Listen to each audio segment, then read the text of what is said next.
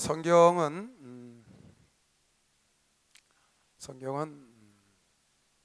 약 1600년 동안 써진 성경, 그러니까 써진 그 연대가 1600년간에 걸쳐서 써진 겁니다. 그래서 41명의 저자가 1600년 동안 썼던 성경을 모아서 66권, 구약 39권, 신약 27권, 상구 27, 그래서 66권의 성경이 지금 우리에게 전해지고 있는데요. 성경은 모세오경, 역사서 12권, 시가서 5권, 예언서 17권 그렇게 되어 있다고 그랬죠. 구약 성경은 모세오경, 창세기, 출애굽기, 레위기, 민수기, 신명기, 역사서 여호수아부터 에스더까지, 여호수아, 사무엘상하, 여호수아, 사사기, 룻기, 사무엘상하, 열왕기상하, 역대상하, 에스라, 느헤미야, 에스더 12권 역사서, 이스라엘의 역사를 쓴 책이죠. 그리고 5권의 시가서가 있는데, 이 시가서라는 건 개인의 경험을 통해서 하나님을 만난 것을 썼다고 그랬어요. 개인의 경험을 통해서 하나님을 만난 것, 거기서 얻은 지혜, 교훈 써서 5권이 있다고 그랬는데, 욥, 시편, 잠언, 전도, 아가서. 그래서 욥이 썼고, 시편은 오늘 여러분과 내가 배울 시편은 주로 다윗이 썼지만 다윗, 솔로몬, 모세, 헤만, 아삽 이런 많은 고라의 자손들이 같이 썼어요. 그리고 솔로몬이 쓴 전도서와 아가서, 주로 솔로몬이 쓴 잠언, 이렇게 5권의 시가서가 있다고 그랬어요. 그리고 예언서가 있는데 17권의 예언서, 그 중에는 5권을 대선지서, 12권을 소선지서라고 그런다. 이건 분량이 많아서 대선지서라고 구분했다. 분량이 적은 건 12권은 소선지서. 그래서 17권의 선지서가 있어서 39권으로 구약성경은 구성이 되어 있고요. 신약성경은 모세오경처럼 사복음서가 있고, 그 다음에 역사서 12권 대신에 사도행전이, 사도행전이 역사서예요, 신약이. 그리고 서신들이 있죠. 서신 14권의 서신, 그리고 마지막 요한계시록이 있어서 27권으로 전체 여러분이 성경 아웃라인을 그렇게 가지면 됩니다.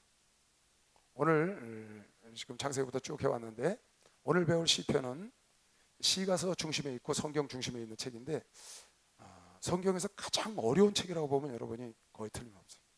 시가서가 대체로 어려운데, 왜 어려우냐? 개인의 경험을 쓴 책이기 때문에 그 경험을 하기 전에는 이해하기가 어렵다. 역사나 하나님의 교훈이나 말씀이 아니고 개인이 하나님을 체험하고 경험한 걸 써놨기 때문에 주관적이다, 다분히.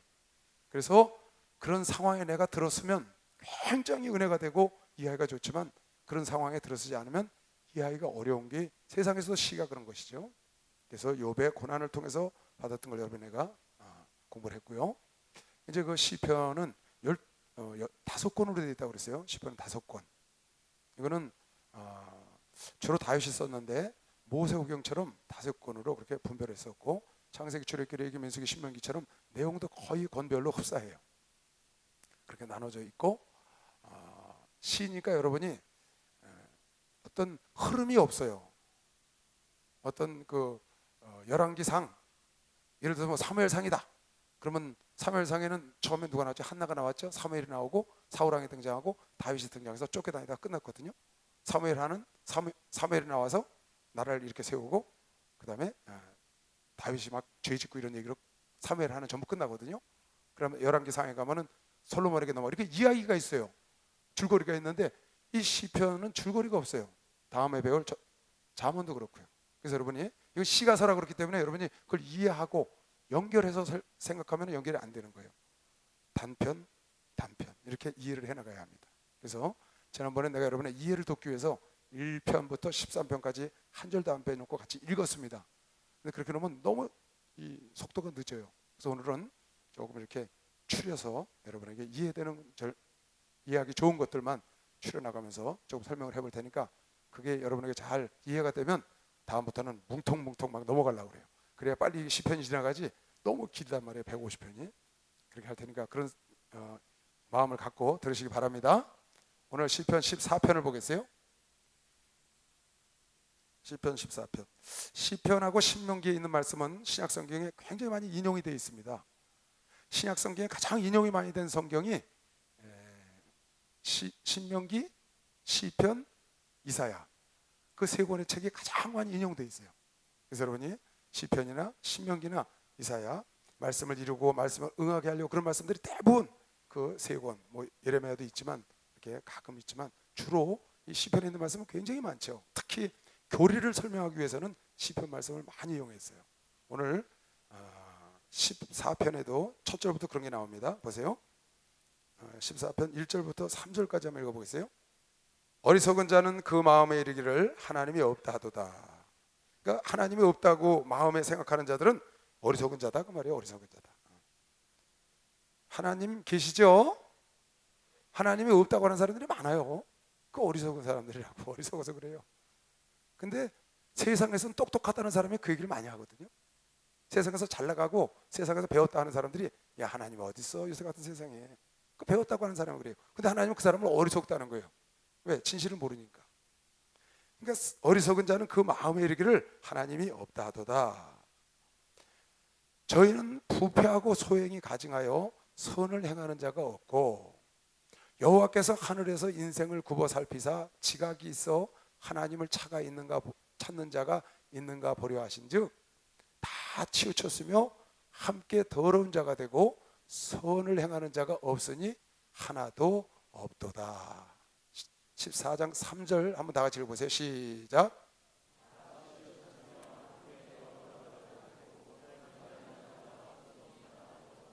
이 말씀은 사도 바울이 로마서 3장의 말씀을 인용했는데 로마서 3장은 굉장히 중요한 장입니다. 성경 전체에서 가장 구원론에 대해서 정확히 써놓은 것이 로마서 3장하고 에베소서 2장이에요. 로마서 3장하고 에베소서 2장 거기에 구원론에 대해서 가장 정확히 써놓은 책이에요. 근데 로마서 3장 구원론에 대해서 정확하게 써놨는데 그 로마서 3장 구원론을 쓸 때 사도 바울이 이 말씀을 인용을 했어요. 그래서 무슨 말씀을 했느냐? 의인은 없나니 하나도 없고. 로마서 3장 10절 한번 읽어볼까요? 떴나요? 기록한 바 어디에? 시편 14편에 기록한 바 의인은 없나니 하나도 없으며 깨닫는 자도 없고 하나님을 찾는 자도 없고. 지금 하나님이 살펴보니까 찾는 자가 없다는 거예요. 다 치우쳐서 한 가지로 무익하게 되고 선을 행하는 자가 없나니 하나도 없도다.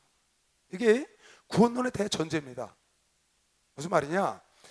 세상엔 의인은 없나니 하나도 없다는 게 하나님의 입장에서 보는 인간들의 모습이에요. 그래서 구원이 필요한 거예요.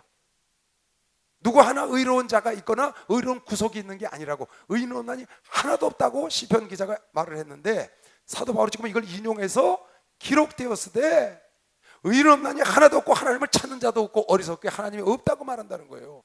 이것이 전제가 됐을 때 구원론이 시작되는 겁니다. 내가 죄인이라고 인정하지 않으면 구원은 필요 없는 거거든요. 왜 구원을 못 받느냐? 왜 구원을 필요하지 않느냐? 물에 안 빠졌으니까 건져줄 일이 없죠.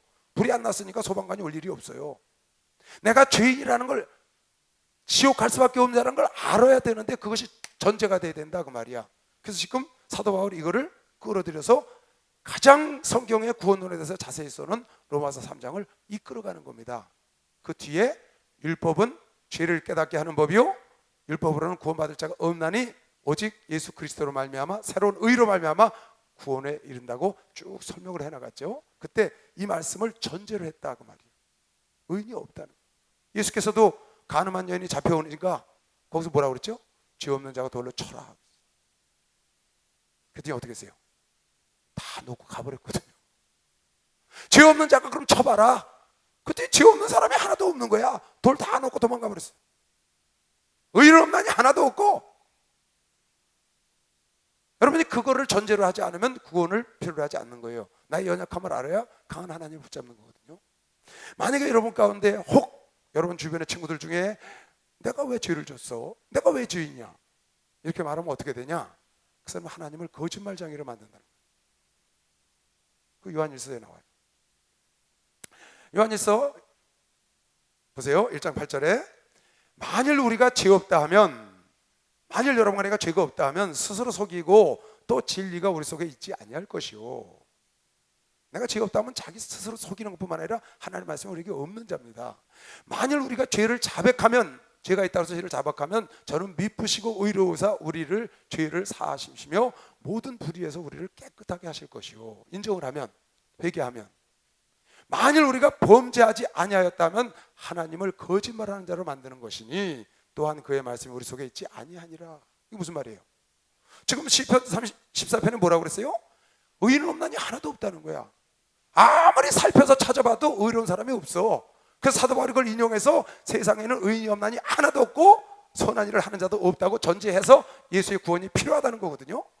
그런데 만약에 죄가 없다고 말하는 자는 하나님을 거짓말하는 자로 만드는 것이다. 왜? 하나님이 인간을 다 죄인이라고 규정을 해버렸으니까. 내가요, 올림픽 공원에서 대학부를 그때 인도하였었어요. 대학부 전도사였나 목사였나, 대학부 담당 목사였었던 것 같아. 근데 대학부 아이들을 총동원을 했어. 그러니까 300명이 왔어요. 대학부만, 그 펜싱 경기장에서. 그래서 모르는 애들이 많이 온 거예요. 우리 대학생은 얼마 안 되는데. 거기서 아이들한테 그렇게 얘기를 했어요. 주머니에 동전을 하나 다 꺼내라. 동전을 하나씩. 동전을 하나씩 다 꺼냈어. 이 동전을 놓고 이게 너희들 죄다. 근데 너희가 태어날 때 이걸 꼭 쥐고 태어났다. 펴보니까 동전이 있어. 누구나 다 죄를 갖고 태어난 거야.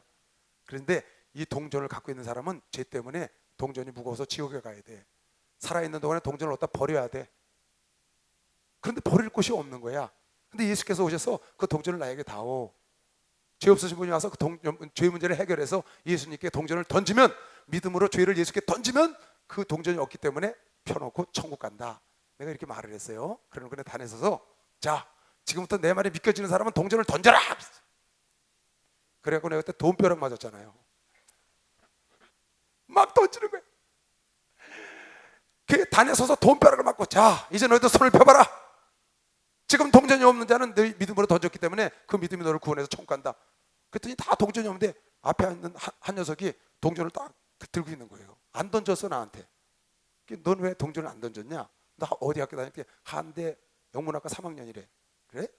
넌 왜 안 던졌어? 그랬더니 나는 내가 이걸 갖고 태어난 걸 인정할 수 없다는 거예요. 나는 동전을 갖고 태어나지 않았거든요. 나는 죄를 갖고 태어나지 않았는데 왜 목사님 나한테 죄인이라고 그래요? 그렇게 말하더라고요. 그 사람은 구원을 받을 수가 없는 거예요. 왜? 구원이 필요가 없거든. 죄를 인정해야 구원이 필요하지. 여러분, 하나는 죄인으로 태어난 걸 믿는 사람은 박수 주시기 바랍니다. 그걸 깨달아요. 만약에 여러분이 이걸 부인하면 하나님을 거짓말하는 자로 만드는 거예요. 하나님께서 의인 없나니 하나도 없고 다 죄인이라고 규정해 버리셨어. 어떻게? 하나님이 자세히 살펴서 보니까 다 죄인이야. 그래서 사도 바울이 이걸 인용해서 의인 없나니 하나도 없고 선한 일을 행하는 자가 없다. 이렇게 규정을 해버린 거예요. 그러니까 여러분, 하나는 이거를 우리가 인정을 하고, 항상 태어날 때도 그랬고 앞으로 살면서 여러분이 짓는 모든 죄도 항상 예수께 와서 회개하면 하나님은 미쁘셔서 용서한다고. 본 사람만 박수로 하더랬어요. 용서한다고 그러잖아요. 어떤 교파에서는 그래요. 예수를 믿기만 하면 무슨 죄를 져도 상관없고 이미 다 용서했기 때문에 무슨 죄를 져도 상관없다고. 그건 아닙니다. 우리가 지은 자범죄는 용서, 회개를 해야 됩니다. 원죄는 여러분에게 예수를 믿는 순간 없어지지만, 로마서 3장 얘기예요 그게. 그러나 여러분에게 짓는 죄는, 여러분에게 범죄한, 입술로 범죄한 거, 생각으로 범죄한 거, 행동으로 범죄한 거는 계속 회개하여 두루마기를 빠는 게 원칙인 걸 믿으시면 박수로 하도록 그걸 깨달아야 합니다. 그래서 시편 14편에 어리석은 자는 그 마음에 하나님이 없다. 여러분, 하나는 어리석지 않고, 왜 여러분 사도 바울이 너희가 미련한 자 같으나 지혜롭고, 너희가 없는 자 같으나 있게 하고, 너희가 죽은 자 같으나 산 자요. 여기 하나님이 그랬거든요. 여러분에게 이렇게 하나님을 섬기는 게 어리석은 것 같아. 근데 하나님은 전애들이 어리석다는 거야. 여러분, 하나는 지혜로워서 이 자리에 있는 것이요. 박수로 하세요. 지혜로워서 이 자리에 있는 거야. 아멘. 15장을 보세요. 그런 얘기 뒤에 이제 읽지 않은 얘기는 15장 1절을 한번 볼까요? 여호와여, 주의 장막에 유할 자 누구 오며 주의 성산에 거할 자 누구 오니까. 자, 1절 보세요. 1절 여러분 봐요. 다 같이 한번 읽어볼까요? 시작.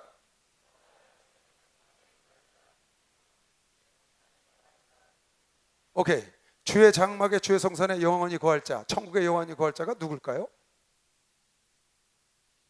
지금 성소에 올라온 사람들에게 질문하는 겁니다. 노래를 부르는 거예요. 화답하는 거죠. 누가 주의 성산에 영원히 거하며 누가 주의 성막에 영원히 유할 거냐. 그러니까 뒤에 화답송을 부르는 거, 찬양을 하는 겁니다. 여러분 생각에는 어떤 사람이 주의 성산에 영원히 거할 것 같습니까? 우린 간단합니다. 천국은 율법을 통해서 절대로 갈 수가 없습니다. 율법은 죄를 깨닫게 하는 법이에요. 율법을 100% 지키면 천국 가요. 근데 율법을 100% 지킬 사람이 없다는 거예요.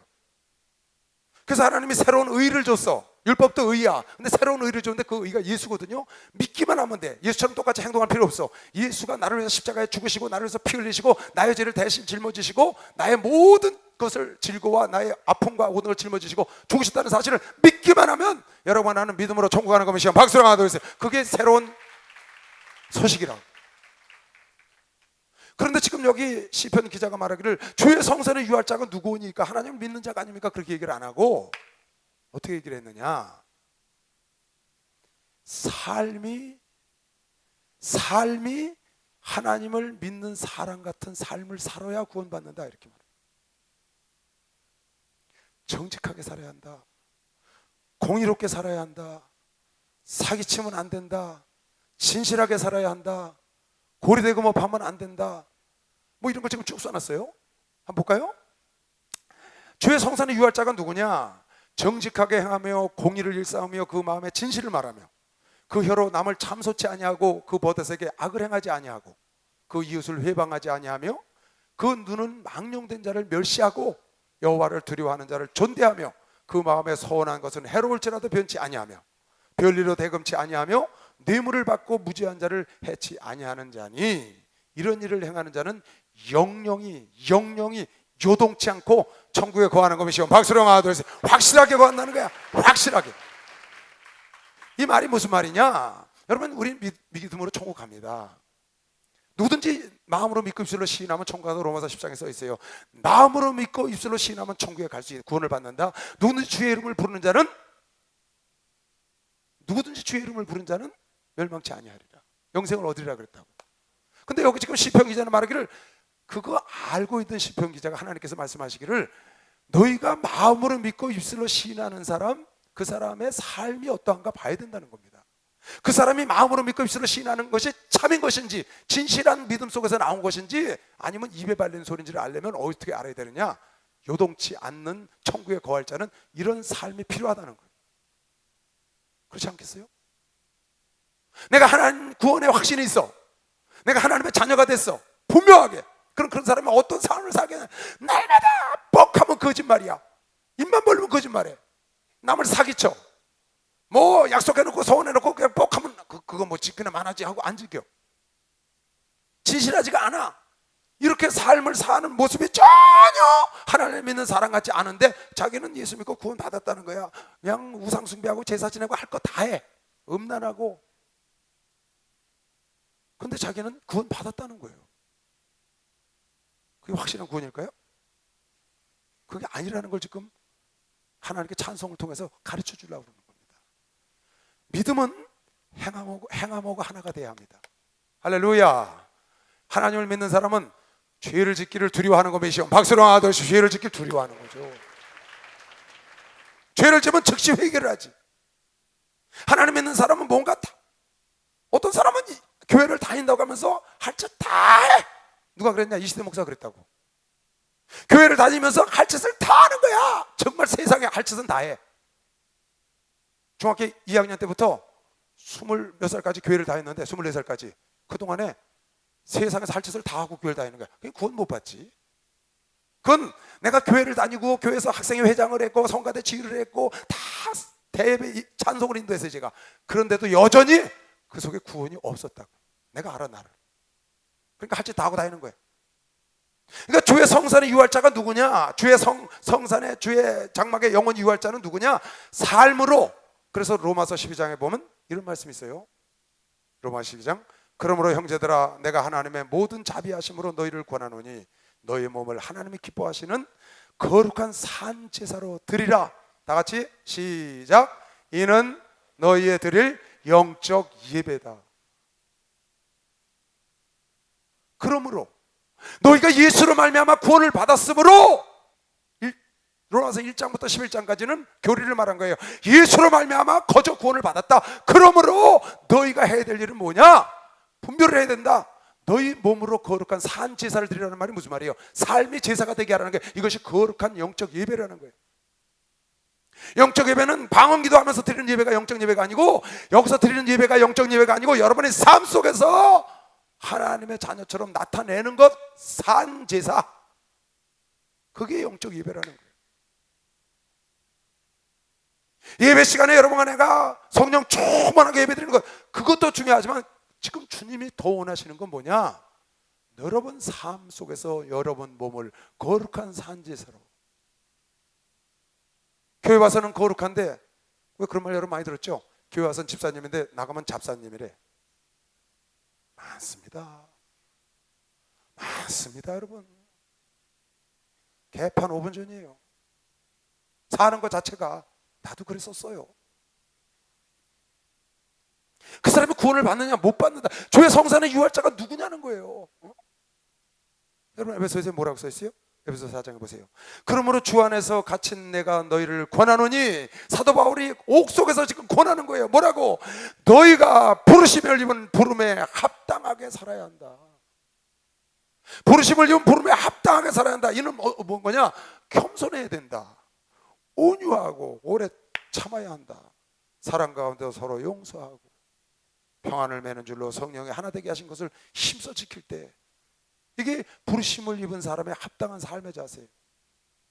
근데 교만하고 싸우고 투기하고 우상 숭배하고 전보로 다니고 흠난하고 그러면서 자기는 구원받았다는 거야. 그 사람은 영영이 요동치 않는 주의 성산에 거할 자가 아니라는 거예요. 지금 주의 성산에 거할 자가 누구냐? 그는 삶 속에서 정직하고 공의롭고 진실하고, 약속한 건, 하나님께 약속한 건 지킬 줄 알고, 그걸 귀한 줄 알고, 고리대금하지 않고, 조폭들 그냥 돈 빌려주고 그 사람, 그거 말이 안 됩니다, 여러분. 그런 사람이 구원 받을 것 같아요? 그러니까 사람들이, 내가 전에 한번 인천 대학부 맡고 있을 때인데, 대학부 어머니가 돌아가셨어. 병원에 갔어요. 그랬더니 아버님하고 어머니하고 교회를 열심히 나오셨거든요. 어머니는 좋은 믿음을 갖고 돌아가셨어요. 암에 걸리셨는데. 근데 아버지는 이제 어머니 나와서 같이 따라 나왔는지 믿음이 있었는지 모르겠어. 병원에 가서 빈소에 또 갔는데, 이 양반이 제사상을 딱 차려놓은 거예요. 빈소에다가. 그리고 내가 가니까 나를 맞이하고 있어. 그래서 내가 믿지 않는 사람들 해서 그랬겠지. 어쩔 수가 없어서 가족들 때문에 이해를 하고 조문을 하고, 그래서 예배를 드려야 되니까 가서 앉았습니다. 그 남편분이 와서 앉길래, 그분이 뭐라 했어? 집사님, 이거 치우면 안 되나요? 제사상 가족들 때문에 그렇게 했나? 그랬더니 그분이 나한테 이렇게 얘기를 하는 거예요. 목사님, 그거 내가 차려놨다고 우리 아내가 천국 못 갑니까? 그거 차린 거하고 아내 천국 가고 안 가는 거 무슨 상관이 있습니까? 아내 믿음으로 죽었으면 천국 가는 거지. 그러는 거예요. 내가. 그 내가 오케이 당신 말이 맞아. 그런데 당신 아내는 예수 믿고 죽었으니까 이거 차리고 안 차리고 상관없이 천국 가. 그건 집사님 말씀이 맞아. 근데 집사님은, 내가 이렇게 물어봤어요. 집사님은? 이걸 차려놓은 집사님의 믿음은 뭐야? 이걸 차려놓든 안 차려놓든 내 아내가 천국 가는 거, 그거 확실한 믿음입니다. 말씀이에요. 말씀대로예요. 그러는 이걸 차려놓은 당신의 믿음은 뭐냐는 거예요. 이거 차려놨다고 내 천국 못 갑니까? 이러는 거예요. 그거 아니죠. 당신의 믿음을 행함으로 보여. 내 믿음을 내 행함으로 보이라는 거예요. 근데 당신의 믿음으로 행함으로 보인 게 제사상을 차려놓은 것이지, 당신 속이 그렇다는 거예요. 그러니까 여러분과 내가 신앙생활할 때 나의 삶, 내 삶 속에서 그것이 나타나야 돼. 여러분 입술이 정결해야 되고, 여러분 행위가 거룩해야 되고요, 깨끗해야 되고. 예수 믿지 않는 사람과 달라서 빛과 소금이 돼야 되는 거거든요. 그게 주의 성산에 요동치 않고 영영이 거할 자라는 거예요. 할렐루야. 그냥 막 죄를 져도 괜찮다는 거. 어떤 교파에서는 그래요. 죄 져도 괜찮다. 안 됩니다, 여러분. 예수 믿는 사람들이 한 가지 조심해야 될 게 있습니다. 죄 짓고 난 다음에 회개하면 용서한다는 거예요. 여러분 그 대가는 받아야 돼요. 용서하셔요. 대가는 받아야 합니다. 우리 공부했잖아요. 다윗이 어떤 대가를 받았는지. 조심해야 합니다. 우리 항상 여러분 삶이, 예배라는 거는요, 나는 항상 그렇게 얘기합니다. 우리 신학생들한테는 항상 하는 얘기예요. 설교는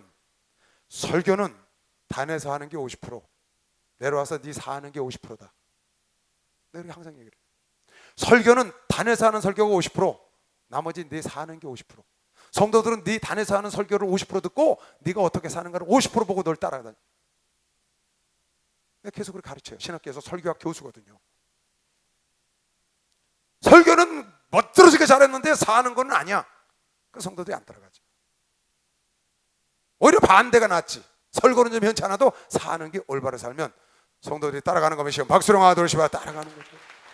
괴리되지 않고 떨어지지 않고 바늘과 실이 함께 가듯이 내 믿음과 행함이 같을 때 역사가 일어나는 거죠. 그래서 이렇게 찬송시로 함께 화답하는 겁니다. 누가 주의 성산에 요동치 않고 유할자냐? 그는 정직하고 진실하고 공의롭고 서원을 지키고 별리로 돈을 나누지 않고 이렇게 남을 생각하고 이렇게 한다는 거예요. 남에게 악을 행하고 우상 숭배하고 이런 자들은 영영이 살 수 없다. 그건 참된 믿음이 아니라는 거예요. 그래서 그런 성도를 하나님께서 16편 3절에 보면 이런 말씀이 있어요. 다 같이 한번 읽어볼까요? 한 절만 시작.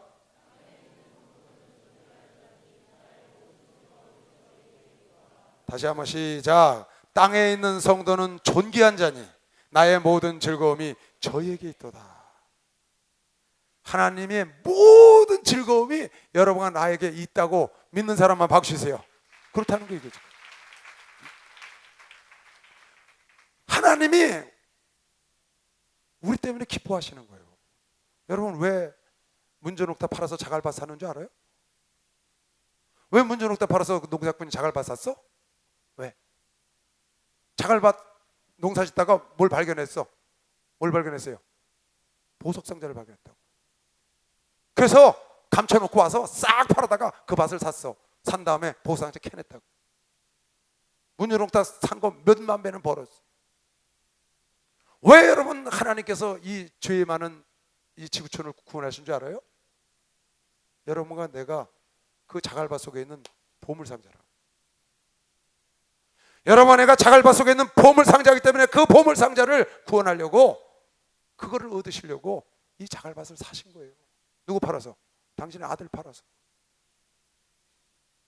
문전옥답 다 팔아서 그걸 샀다고. 이 지구촌의 모든 인류를 다 위해서 예수가 죽으신 게 아니에요, 여러분.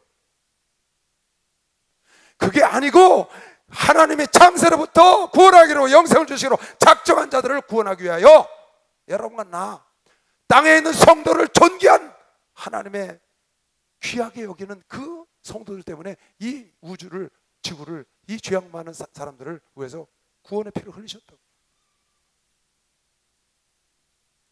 누구나 다를 위해서 한 게 아니라는 거예요. 그 보물 상자를 위해서 그 자갈밭을 산 겁니다. 자갈밭에 농사 지려고 산 게 아니에요. 지구촌을 전부 다 구원하려고 한 게 아니고 그 안에 여러분과 내가 들었다는 거예요. 할렐루야. 하나님은 땅에 있는 성도를 귀히 여기셔. 하나님의 자녀들을 귀히 여기셔. 여러분 로마서 8장에 보면 이런 말씀이 있어요. 로마서 8장 19절 보세요. 참 이 말씀이 그렇게 좋아요. 내가 이사 가면 꼭 이 말씀을 하는데요. 다 같이 한번 읽어볼까요? 시작. 피조물에 고대하는 바는 하나님의 아들들이 나타나는 것이니 피조물이 험한데 굴복하는 것은 자기 뜻이 아니요 오직 굴복케 하신 이로 말미암으리라. 온갖 피조물들이요, 강아지든지 식물이 됐든지 나무가 됐든지 동물이 됐든지 이런 천종이 됐든지 마이크가 됐든지 모든 피조물, 하나님 만든 피조물들은 하나님의 아들들이 나타나기를 고대해. 왜 그러냐? 하나님의 아들들이 나타나지 않으면 딴 사람들이 와서 허무한데 굴복하게 만들어. 제사상에 올라가게 만든다고. 사과를 허무한데 굴복하게 만들어. 아닌 거 아는데 피조물들은. 그래서 피조물들, 나무나 모든 만물, 미생물까지 바람까지 다 천지만물이 하나님이 만드신 걸 다 알아. 인간들만 정직하게 지었고를 꾀를 냈다고 전서 7장 27절에 말했거든요. 인간들이 꾀를 내서 하나님을, 피조물을 갖다 하나님 자리에 앉혔다고 로마서 1장에도 말했잖아요. 그런데 만물은 다 하나님이 창조한 걸 알고 계신데 그 하나님의 아들들이 나타나면 만물이 하나님이 창조했다고 하나님을 찬양하기 때문에 기다리는 거면 시간 박수랑 하세요. 기다린다는 거예요. 박수 좀 세게 쳐. 아니, 만물이 나를 기다린다니까. 아멘. 그래서 여러분이 어디 집 이사 가면 집터가 좋아서 좋은 게 아니고 그 집이 여러분을 기다린다니까. 왜? 험한데 굴복하고 싶지 않아서. 하나님의 천지를 창조했고 자기를 하나님 만들었다는 걸 그 피조물이 알기 때문에 여러분 안에 가서 거기 가서 찬송을 부를 때 함께 찬송을 부르며 기뻐하고 하나님 앞에 굴복하고 하나님께 굴복하게 해주니까 얼마나 좋아요. 그래서 여러분이 그걸 알아야 돼요. 오늘 보세요. 하나님은 땅에 있는 성도를 귀중히 여기신다. 하나님은 땅에 있는 성도를 귀중히 여기신다. 만물이 다 여러분과 내가 그리고 오는 걸 기뻐한다는 거예요. 이거 보세요. 신명기 32장 9절. 여호와의 분깃은 자기 백성이라 야곱은 그의 택하신 기업이로다. 따라하세요. 나는 하나님의 분깃이다. 나는 하나님의 기업이다. 아멘. 하나님이 여러분과 나를 기업 삼으시려고 여러분과 나를 창세 이전에 선택하고 지명한 자를 부르시고 의롭게 하시고 영화롭게 했다고 믿으시면 박수로 하도록 해서 여러분과 나를 그렇게 했다는 거예요. 하나님이 여러분과 나를 분깃으로 삼았다고. 우리 어머니 보니까 7남매가 우리 어머니의 기업체야. 기업체가 8개가 있었는데 하나가 부도났어. 어렸을 때 부도나가지고 죽었단 말이에요. 그리고 7개가 남았거든요. 우리 어머니 기업체야. 기업체가 7개나 돼. 우리 어머니가 부자일까 아닐까? 부자일까 아닐까? 부자죠. 기업체가 7개가 다 잘 됐으니까 부자란 말이에요. 우리 어머니가. 자식들이 그게 분깃이야. 낳았으니까. 하나님이 여러분과 나를 분깃으로 삼았고 당신의 기업으로 삼았다는 거야. 하나님도 그러셔. 땅에 있는 성도를 어떻게? 귀중히 여겨. 시편 116편에 뭐라고 써놨어요? 하나님은 성도의 죽는 것을 여호와께서 귀중히, 성도의 죽는 것까지 여호와께서 귀중히 보신다는 거예요. 여러분, 나는 보통 사람들 아니에요. 나는 항상 내가 얘기합니다. 교회는 절대로 아무나 다니는 게 아니다. 예수는 아무나 믿는 거 절대로 아닙니다. 여러분, 아무나 오게 찬송하죠. 아무나 절대로 못 와요. 하나님의 지명에서 선택한 자가 있는 거예요. 영생을 주시고 작정된 자가 있는 거예요. 창세전에 기뻐하신 하나님의 그리스도 안에서 기뻐하신 뜻대로 여러분과 나를 지명하고 예정하고 선택해서 때가 되면 여러분과 나를 지명한 자를 부르시고 그를 의롭게 하시고 믿음을 줘서 영화롭게 하신 겁니다. 아멘. 아무나 교회 다니는 게 아니에요. 여러분, 내가 보통 사람이 아니라는 거 알아야 합니다. 당당하고 떳떳하고 사시기 바랍니다. 당당하게 떳떳하게 살아요.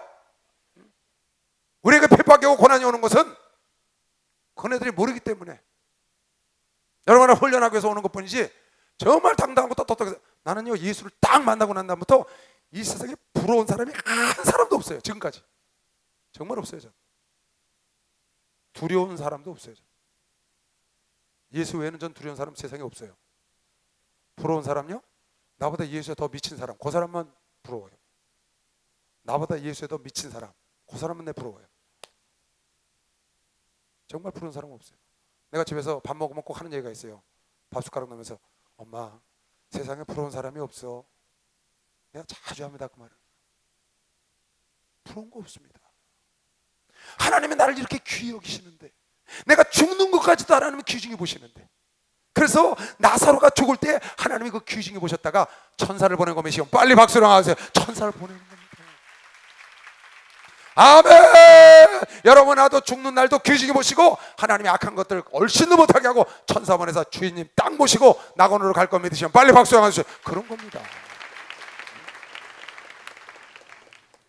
여러분, 당당하고 떳떳하게 살아야 돼요. 피조물도 하나님의 아들들 나타나기를 학수고대. 그러니까 내가 가면요 다 박수 치는 거예요. 만물이. 그래 안 그래? 막 춤을 추는 거야. 식물들이 춤을 추고 바다가 춤을 추고. 왜? 내가 거기서 주님을 찬양하고 주님을 높이니까. 그래 안 그래요? 아니, 고목나무가 하나님을 자기를 만들어서 하나님을 찬양하려고 하는데 우리가 고목나무 밑에 거기 가서 찬송을 불러. 그럼 고목나무가 얼마나 기뻐해요. 근데 어떤 사람이 와서 거기다가 돼지대가리 놓고 제사하니까 이 고목나무가 속이 다 시꺼멓게 타가지고 그 고목나무가 시꺼멓게 탔잖아, 그지? 응? 고목나무 왜 속이 시꺼멓게 탄 줄 알아요? 속 터져서 그래. 속 터져서. 인간들이 하도 몰라서 속 터져서 그렇다고. 여러분, 하나님께서 땅에 있는 성도를 존귀한 자니 나의 모든 즐거움이 여러분과 나로부터 하나님이 기뻐한다고 믿는 사람만 박수 하세요. 모든 즐거움이 나로부터 있다. 주는 나를 기르시는 목자, 나는 주님의 귀한 어린 양. 주는 불밤 맑으시네 불밤 나를 인도하여 주신다. 주는 나의 좋은 목자, 나를 따라 꼴을 내게 부족함 전혀 없어라. 짐승 나를 맺지 못하리. 거친 비방 삼지 못하리. 나의 주님 강한 손을 펼치사 나를 주여 지켜주시나. 주는 나의 전목 나는 그의 어린 양. 저를 따라 꼴을 넘겨주시니 내게 부족함 전혀 없어라. 할렐루야. 17장 3절을 보겠어요. 1절, 한 절만 읽을게요. 다 같이. 그 뒤에 옆에 내용들은 다 비슷한 내용들이에요. 시간이 없으니까 이렇게 읽고 넘어가는 거예요. 다 같이 3절 시작.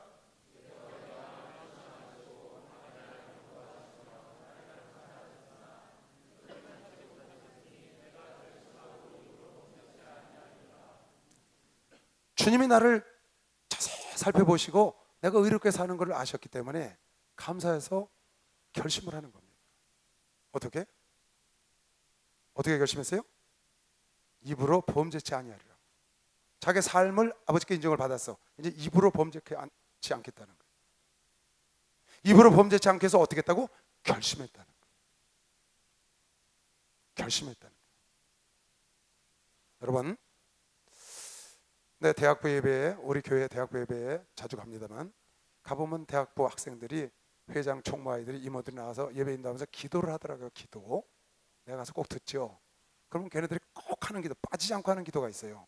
우리 대학생들이 뭐라 그러냐면 하나님 한 주간 동안 눈으로 범죄하고 입으로 범죄하고 귀로 범죄한 거 용서해 주세요. 꼭 그 기도 하더라고요. 입으로 범죄한 거 용서해 달라는 거예요. 귀로 범죄하고 눈으로 범죄한 거는 내 의지와 상관없이 들리고 볼 수 있지만 입은 내가 할 수 있거든요. 그러니까 지금 다윗이 결심했다는 거야. 내가 아버지께 내 삶을 인정받았으니 결심해서 내 입술로도 범죄하지 않고 하나님께 인정받기를 원한다는 거죠. 그래서 여러분이 내가요 요즘 그 생각을 많이 했어요. 내가 기도할 때 꼭 하는 기도가 있어요. 기도의 마무리, 우리 장로님 기도의 마무리, 우리 저 새벽 기도 마무리 이런 거 할 때 첫 마디가 항상 첫 마디가 뭐냐면 내 말과 기도를 들으시는 할아버지 하나님, 오늘도 우리의 말과 기도를 들으심을 감사합니다. 그 기도가 내 첫 스타트예요. 여러분 장로님들 다 아시죠? 늘 하니까. 우리의 말과 기도를 들으시는 하나님 아버지, 오늘도 우리의 기도를 들으심을 감사합니다. 여러분 잘 생각해 봐요. 내가 그 말을 할 때 지금 요한복음 11장에 예수께서 나사로를 살릴 때 아버지여 내 말을 들으심을 감사합니다 그랬거든요. 여러분, 내가 기도할 때 범죄하거나 나쁜 말 하는 사람은 거의 없습니다. 그런데 지금 내가 뭐라고 마무리를 하냐, 내 말과 기도를 들으시는 감사합니다 하고 항상 반복하는데 내 말을 내가 조심을 안 해. 기도는 조심 안 한다. 조심할 것도 없어. 기도는 하나님 앞에 가서 하는 거니까. 따라하세요. 내 말과 기도를 들으시는 하나님 감사합니다. 그러면 네가 세상에서 말할 때, 내 남편하고 말할 때, 선생님하고 말할 때, 네 친구하고 말할 때 그것도 하나님이 들으신다는 걸 알아야지. 그렇죠? 하나님은 내 기도만 들으시는 게 아니고 내 말과 기도를 들으시는 하나님 감사합니다 하고 여러분이 기도를 하기 때문에 내가 그 기도를 늘 하거든요. 오늘 팍 번개처럼 나를 스쳤어요. 내가 내 기도만 하나님 들으신 게 아니라 내 말과 기도를 들으시는데 내가 말을 조심하지 않는구나. 내가 말을 조심하지 않는구나. 뭐 수없이 설교도 했고 설교도 들었어요. 네가 한 말, 네가 타고 다닌다, 말 잘해야 한다, 생각이 좋아야 좋은 말을 한다, 좋은 말해야 좋은 말 타고 다닌다, 수없이 했지만 내가 오늘 갑자기 내 말과 내 기도를 들으시는 하나님 감사합니다 하놓고 내가 말을 조심하지 않았다는 걸 깨달은 날이 있었어요. 그래서 그 다음부터 말을 굉장히 조심해요. 왜? 그걸 들으시는 걸 내가 감사 기도를 했으니까. 평상시에 내가 누구 문자 주고받는 것, 내가 어느 성도하고 전화로 주고받는 것, 성도하고 상담하는 것, 이걸 다 듣고 계시다고 내가 감사하다고 기도를 했거든요.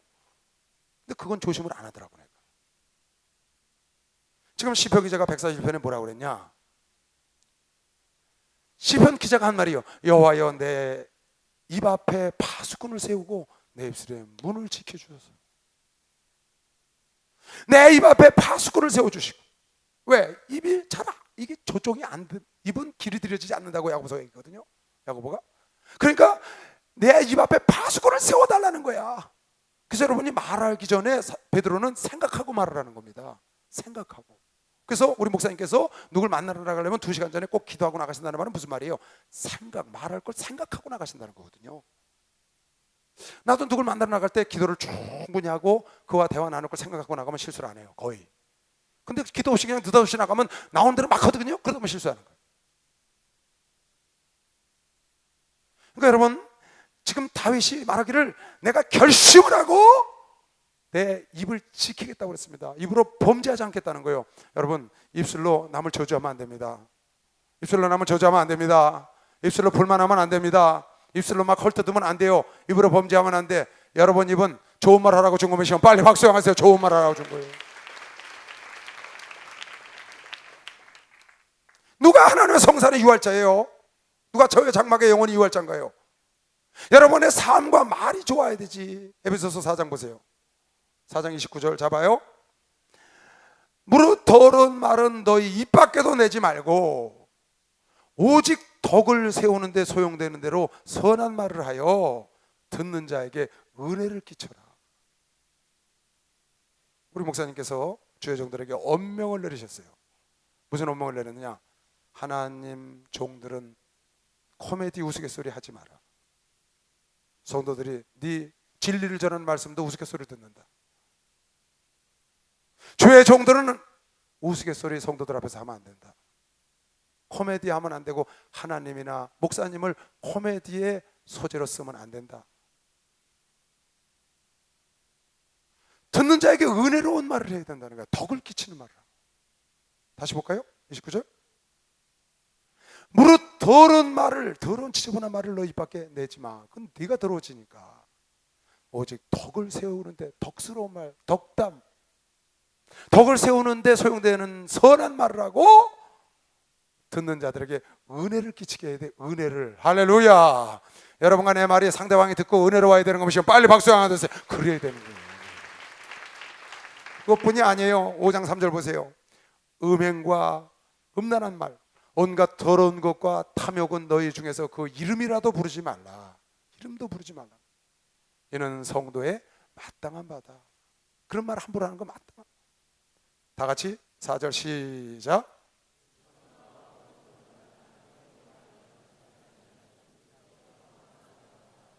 누추함과 어리석은 말이나 희롱의 말이 마땅치 아니하니 돌이켜 무슨 말을 하라? 감사. 누추한 말 하지 말고 막 좌절하거나 막 남을 헐뜯는 말, 이런 누추한 말, 어리석은 말, 남을 희롱해, 비아냥거리고 그런 말 하지 말고 감사하는 말을 하고 살아.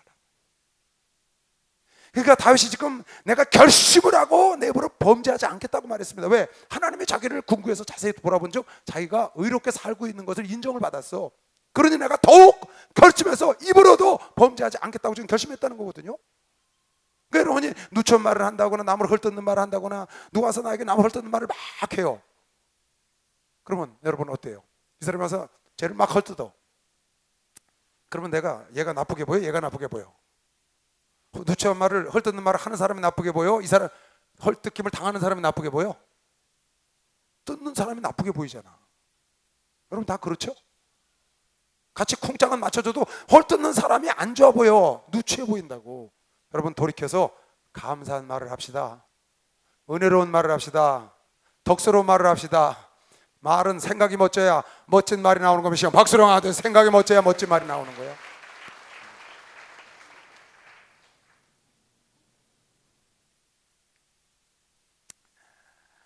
여기 아까 지나갔는데 이런 말씀이 있어요. 16장 4절 한번 펴볼래? 16편 4절. 다 같이 읽어보세요. 시작. 다른 신에게 예물을 드리는 자는 괴로움을 더할 것이라. 나는 너희가 드리는 피의 전제를 드리지 아니하며 내 입술로 그의 이름도 부르지 아니하리로다. 그러니까 여러분 이것 좀 아까 하나님은 땅에 있는 성도를 귀히 여기고 그에게 모든 기쁨이 있다고 그랬죠. 그 다음 절이에요. 너희는 우상을 숭배하지 말고 그의 이름도 부르지 말라는 거예요. 이름도 부르지 말라는 거예요. 뭐 마음의 시, 뭐 석가도 괜찮고 마음에도 괜찮고 공사 그런 거 하지 말라는 거예요. 이름도 불러서 그냥 뭐 여러분이 무슨 교육을 하기 위해서 무슨 지혜로운 말을 전하기 위해서 하는 건 괜찮아요. 교육을 하기 위해서. 근데 그게 아니고 혹 여러분 속에 마음속에 조금이라도 그가 뭐 훌륭하다거나 뭐 이런 신적인 존재를 인정을 하고 그런 거 부르는 것조차도 입술에 그런 거 이름 올리지도 말라는 거야. 잡신들. 그러니까 여러분과 내가 결심을 하고 내 입으로 범죄하지 않으려고, 내 입으로 희롱하는 말을 안 하고, 내 입으로 남을 헐뜯는 말을 안 하고, 내 입으로 음란한 말을 안 하고, 내 입으로 덕이 안 되는 말, 은혜롭지 못한 말, 그런 말을 바꿔서 은혜로운 말, 덕스러운 말, 감사하는 말로 바꿔야 합니다. 여러분 입술에 파수꾼을, 천사를 세워달라고 기도하면 되는 것이요. 박수랑 하나 둘 셋. 천사를 세워달라고. 여기 지금 18장에 여러분 이 말씀은 시편을 통해서 여러 차례 여러분이 반복해서 보게 되는 말씀이고요. 이미 지난번 사무엘하 22장에 말할 수 없는 다윗이 그 영광을 누리고요, 그 기쁨으로 자기 삶을 마무리할 때 사무엘하 21장에 자기를 도왔던 그 장군들 이름을 열거했고요. 또 사무엘하 22장에 바로 오늘 이 시편 18편은 사무엘하 22장을 그대로 옮겨놓은 겁니다. 그대로 하나도 변화가 없어요. 똑같아요 구절이. 그러니까 그 막 희열에 차서 그 자기 인생을 마무리하면서 그 즐거웠던 때를 노래하는 그 다윗의 노래인데, 이 여기 앞에 뭐라고 써놨냐면 사울왕의 위협을 이기고 사울왕의 위협에서 벗어나서 그 기쁨을 노래하는 노래라고 앞에 써놨죠. 표제에다가. 어떻게 말했나 보세요. 이건 아주 여러분이 성경을 통해서 여러 차례 반복해서 보게 되는 글들입니다. 나의 힘이 되신 여호와여, 내가 주를 사랑하나이다. 여호와는 나의 반석이시오, 나의 요새시오, 나를 건지시는 자시오, 나의 하나님이시오, 나의 피할 바위시오, 나의 방패시오, 나의 구원의 뿌리시오, 나의 산성이시오, 나의 피난처시오, 나의 방주시오, 나의 능력이시오, 나의 북이시오. 이렇게 계속 하는 거죠. 잠깐 좋은 거 다 갖다 붙이는 거예요. 왜? 자기를 죽음에서 건져주셨고 영화로운 왕의 위에 올려주셨으니까. 내가 죽을 병에 걸렸는데 나를 고쳐주셨어. 내가 기도하던 문제가 해결됐어. 홍해가 쫙 갈라졌어. 한나가 사무엘을 얻었어. 그때 부른 노래입니다. 이게 그런 노래. 한나도 불렀고 모세도 불렀어요. 다시 1절부터 나의 힘이 되신 여호와여, 내가 주를 사랑하나이다. 여호와는 나의 다 같이 시작. 여호와는 나의 반석이시오, 나의 요새시오, 나를 건지시는 자시오, 나의 하나님이시오, 나의 피할 바위시오, 나의 방패시오, 나의 구원의 뿌리시오, 나의 산성이시로다. 할렐루야. 내가 찬송 받으실 여호와께 아뢰니 내 원수들에게서 구원을 얻으리로다. 어떻게? 사망의 줄이 나를 얽고 불의의 창수가 나를 두렵게 하였으며 음부의 줄이 나를 두르고 사망의 올무가 내게 이르렀도다. 내가 환난에서 여호와께 아뢰며 나의 하나님께 부르짖었더니 저가 그 전에서 내 소리를 들으시며 그 앞에서 나의 부르짖음을 그 귀에 들려서 그분이 나를 이렇게 구원하셔서, 이걸 지금 찬양하는 겁니다. 사무엘하 22장 그대로 나왔습니다. 참 너무 멋있어요. 여러분 이제 신앙생활 하다 보면 우리 성도들 막 기도하다가 막 몇 년 동안 기도하는 게 응답받은 사람 있어요. 응답. 그럼 연락이 와요 안 와요? 연락이 와요 안 와요? 안 와. 몇 년 동안 기도해달라고 해서 그냥 열심히 기도했어. 한참 지난 다음에 집사님 지난번에 기도한 거 어떻게 됐을 때? 그거 벌써 해결됐는데요. 힘든 것만 얘기하고 좋은 건 자기들끼리 안 해. 성경에 좋은 거는 너희들 가르치는 자와 함께 해라. 그랬어요 안 그랬어요? 할 거예요 안 할 거예요? 좋은 건 자기들끼리 다 하고 나쁜 거만 와서 목사님 이래 힘들어요 저래 힘들어요 어디가 아파요 무슨 일이 일어나서, 목사가요 골이 터져 나갈 것 같아요. 하루도 안 쉬고 가지 많은 나무 바람이 잘 날이 없어. 근데 가지가 많으니까 꽃이 많이 피더라고. 꽃이 많이 피니까 열매가 더 많이 달리지. 단 하루도 그런 날이 없어. 그냥 지나가는 날이 없어. 어느 날 그냥 지나가려고 하면 저녁 늦게 문자가 따다닥 들어와. 그냥 지나갈 리가 있나? 정말 그래요. 근데 난 그걸 좋게 생각해. 왜? 이건 나의 일이기 때문에. 그게 없으면 내가 뭐라 존재할 필요가 있어요. 근데 중요한 거는 그게 해결되면 좀 연락이라도 문자라도 한번 주면 좋겠는데 혼자 그냥 꿀꺽 삼켜버려갖고 이게 어떻게 됐는지 알 수가 없으니까 계속 기도해. 계속. 목사가 영감도 없지. 끝난지도 모르고 계속 기도해. 좋은 일 있으면요 얼마나 좋아요. 주는 나의 산성이시오, 나의 문제를 해결하는 해결자시오. 막 자랑해서 와서 밥이라도 한 끼 사주면 어디가 덧나요? 얼마나 기뻐요 서로요. 여러분 기쁠 때는 함께 나눠야 합니다. 어려움도 나누면 반감되는 것이요 박수하면서 기쁘면 증폭되잖아요. 모세가 봐요. 출애굽기 15장 홍해가 가서 홍해 뒤에는 애국군사 앞에는 홍해야 팍 부르짖고 됐더니 새벽에 밤새 동풍이 불더니 쫙 갈라져서 이스라엘 백성이 건너고 애국 병사는 매몰됐어. 그때 그 바다를 쳐다보고 이렇게 노래하는 겁니다. 이때 모세가 이스라엘 자손이 이 노래로 여호와께 모세와 이스라엘 자손이 이 노래로 여호와께 노래하여 일렀을 때 내가 여호와를 찬송하리니 그는 높고 여로우시며 말과 그 탄자를 바다에 던지셨음이로다. 다 같이 시작. 여호와는 나의 힘이요 노래시며 나의 구원이시로다. 그는 나의 하나님이시니 내가 그를 찬송할 것이요 내 아비의 하나님이시니 내가 그를 높이리로다. 다시 2절 그때 모세가 여호와는 나의 힘이시오. 따라하세요. 여호와는 나의 힘이시오.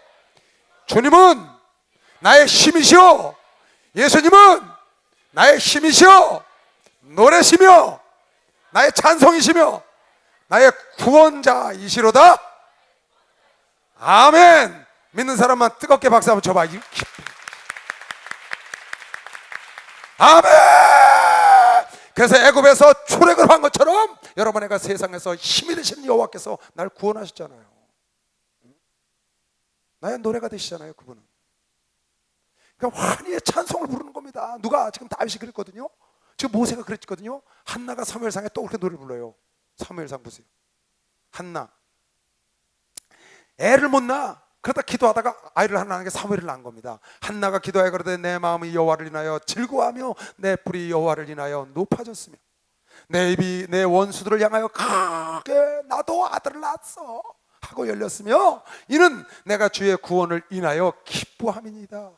여호와와 같이 거룩하신 이가 없으시니 이는 주밖에 다른 이가 없고 주밖에 다른 이가 없고 주밖에 다른 이가 없고 우리 하나님 같은 반석도 없다고 하시면 빨리 박수하면서 반석도 없지 주밖에 다른 이가 없고. 아멘. 6절에 뭐라 그랬어요? 6절 여호와는 죽이시도 하시고 살리기도 하시며 은배 내리기도 하시고 올리기도 하시는도다. 여호와는 가난하기도 하시고 부하기도 하시고 낮추기도 하시고 높이기도 하시고 지가 이제 높아졌다 그 말이야. 그 환희의 찬송을 부르는 겁니다. 여러분 삶 속에 이런 경험이 많으시길 주의 이름으로 축원합니다. 너무 멋있잖아요. 로마서 7장에 사도 바울이 환희의 찬가를 불렀어요. 어떻게? 이건 영적인 거죠. 그러므로 내가 한 법을 깨달았느니 곧 선을 행하길 원하는 나에게 악이 함께 있는 것이로다. 내 속에 사람으로는 하나님의 법을 즐거워하되 내 지체 속에서 한 다른 법이 내 마음을 법과 싸워 내 지체 속에 있는 죄의 법 아래로 나를 사로잡아 오는 것을 보는도다. 오라 나는 공고한 사람이로다. 아버지 뜻대로 살고 싶은데 자꾸 죄가 나를 끌고 가는 거예요. 육신의 정욕이 오호라 나는 공고한 사람이로다. 이 사망의 몸에서 누가 나를 건져내랴. 죽어야 낫는 병이야. 우리 주 예수 그리스도로 말미암아 하나님께 감사하리로다. 그런즉 내 자신이 마음으로는 하나님의 법을 육신으로는 죄의 법을 어쩔 수 없이 섬겨. 그런데 그 죄의 법을 이길 수 있는 기가 막힌 사건이 터졌어. 그게 뭐냐? 그러므로 이제 그리스도 예수 안에 있는 자에게는 결코 육신이 나를 끌어가더라도 정죄함이 없나니 이는 그리스도 예수 안에 있는 생명의 성령의 법이 죄와 사망의 육신의 법에서 여러분 나를 해방한 것이면 빨리 박수하면서 해방했다는 거야. 해방. 아멘. 이 환희의 찬가를 막 부르는 겁니다. 누가 나를 그리스도 사랑해서 끊겠냐? 지금 다윗이요 너무 기뻐가지고 참 재밌어요. 사무엘하 22장에 나오거든요. 사무엘하는 다윗이 마무리하는 장면이에요. 사무엘하 20장, 21장, 22장은. 근데 그 끝에다 그 환희의 시를 적어놨어요. 이거는 사울왕으로부터 그 사울왕의 괴계로부터 빠져나왔을 때 부른 찬송인데 마지막에 그걸 부르고 여기 다시 인용을 했거든요. 그대로. 이 말은 앞으로 여러분 시편에 수시로 나옵니다. 나의 반석이요 나의 요새시요. 여러분 생각에 하나님은 여러분의 뭐가 되시나요? 여러분의 뭐가 되시나요? 예수 나의 기쁨. 아멘 할렐루야. 아멘 할렐루야. 아멘 아멘 아멘. 장대에게 예수 나의 또 기쁨이야. 예수 나의 생명, 예수 나의 구원, 예수 나의 축복, 예수 나의, 예수가 나의 반석, 예수가 나의 요새, 요새 나의 방주가 되시고, 예수가 여러분은 뭐가 되시냐고만. 지금 다윗이 더 이상 쓸 말이 없어서 이 뒤에 보면 예수는 나의 피난처요. 나중에 요한계시록에 사도 요한은 그에게 부귀와 존귀와 영광과 능력과 힘이 그에게 있도다. 정확히 그걸 돌리는 겁니다. 영광을. 여러분 그런 믿음을 가지시기 바랍니다. 이런 말을 하면 여러분 입술로 범죄하지 않는 것만 시간 박수로 하듯이 범죄하지 않는 것. 하나님이 여러분을 기뻐하셔요. 하나님이 여러분을 자랑거리로 한다고 하나님이 여러분 때문에 기뻐하셔. 그 기뻐하시는 여러분 하나도 입술로 화답해야 되는 것만 시간 빨리 박수하세요. 입술로 화답해야 돼. 그게 찬송하잖아요. 이 찬송 이때 이거 이 찬송 어떻게 하는 거 한번 해봐요. 찬송 한번 해봐. 이거 이제 시편 18편 이 가사를 쓴 찬송이 있더라고. 나의 힘이 되신 여호와여 내가 주님을 사랑합니다. 나의 힘이 되신 여호와여 내가 주님을 사랑합니다. 주는 나의 반석이시며 나의 요새시라 주는 나를 건지시는 나의 주 나의 하나님 나의 피할 바위시요 나의 방패시라 두 손 들고 나의 하나님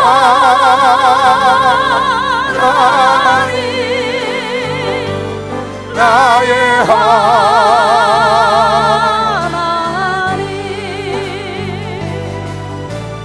구원의 불이시요 나의 산성이 나의 하나님 나의 하나님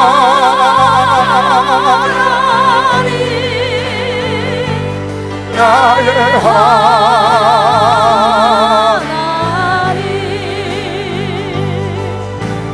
그는 나의 여호와 나의 구세주. 할렐루야. 19장 보겠어요. 그 뒤에 내용은 쭉 그런 내용입니다. 19장은 여러분이 성경에서 가장 긴 장이 시편 119편입니다. 119편. 무려 200절 가까이 되는데 어지간한 성경만 해요. 신약 성경 뭐 서신서만 해요. 어지간한. 그런데 그 119편이 하나님의 말씀에 대해서 써진 책이에요. 하나님의 말씀, 율법에 대해서. 헛 19편인 이 시편도 여호와의 율법, 성경에 대해서 써진 거예요. 성경. 하나님의 말씀은 운동력이 있죠. 운동. 하나님의 말씀은 운동력이 있죠. 하나님의 말씀은 운동력이 있어요. The word of God, the word of God is 운동력이 뭐예요? active하다. active. 운동력이 힘이 있어. 하나님의 말씀은 운동력이 있는데 오늘 여기 뭐라고 써놨느냐? 여호와의 율법은 구원하는 법이 아닙니다. 율법은 절대로 구원할 수 없습니다. 그렇게 구원할 수 없다고 써놨어요. 성경에. 율법은 죄를 깨닫게 하는 법이야. 죄를 깨닫게 하는 법. 그래서 아까 내가 얘기했죠?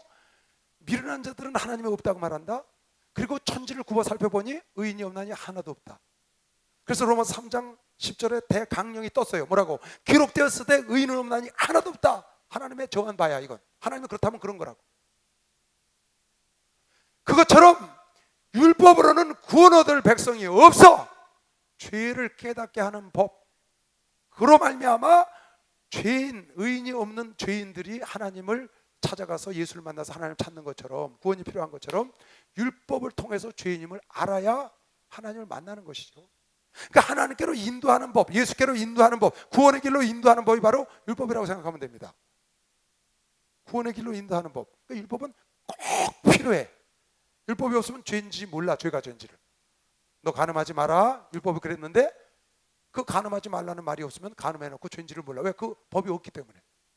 근데 법이 있으니까 아, 내가 죄를 졌구나 이렇게 알아서 속죄하기 위해서 예수를 만나러 간다는 거죠. 그래서 율법은 죄를 깨닫게 하는 법이 하나님을 만나서 구원에 이르게 하는 길이다. 아주. 그리고 율법은 로마서 7장에 신령한 법이요 거룩한 법이요 선한 것이다. 그러니까 율법을 여러분이 터부시하면 안 됩니다. 율법에 구원이 없다고 율법을 터부시하면 안 돼요. 율법은 아주 귀하고 거룩하고 신성한 말씀이 하나님의 말씀. 구원을 받을 수 있는, 구원에 이르게 하는 그 말씀이 바로 율법이라는 거죠.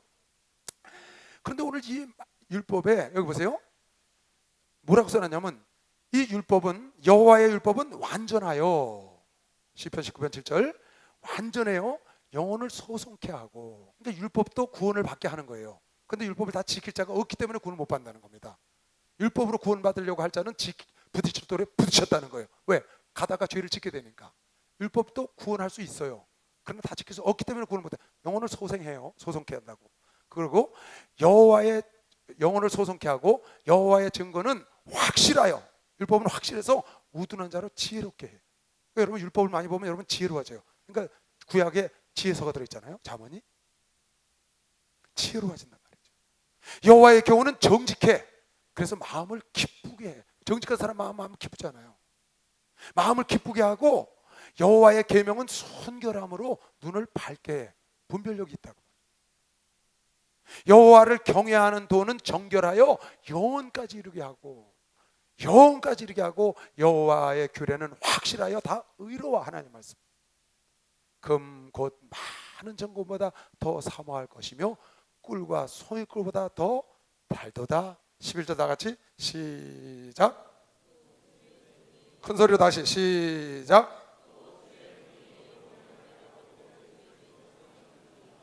다시 시작. 자 봐요. 또 주의 종이 이로 경계를 받고 이를 지킴으로 상이 크다는 거야. 자 봐요. 율법은 영혼을 소생케 해요.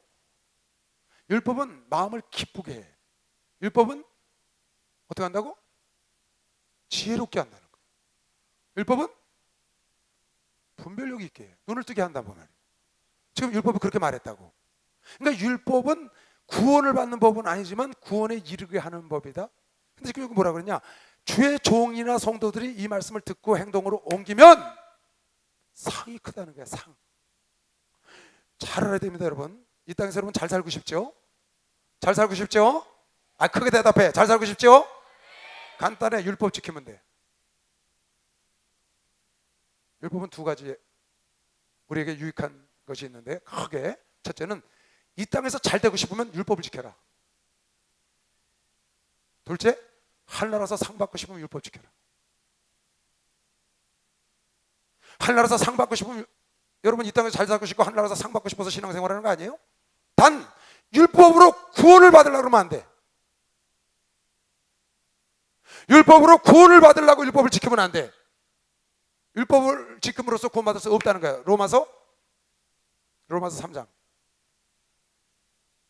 자 봐요. 여기 봐. 우리가 알거니와 무릇 율법이 말하는 바는 율법 아래 있는 자들에게 말하는 것이니 이는 모든 입을 막고 온 세상으로 하나님의 심판 아래 있게 하려 하심이라. 율법은 심판에 들어가게 한다는 거야.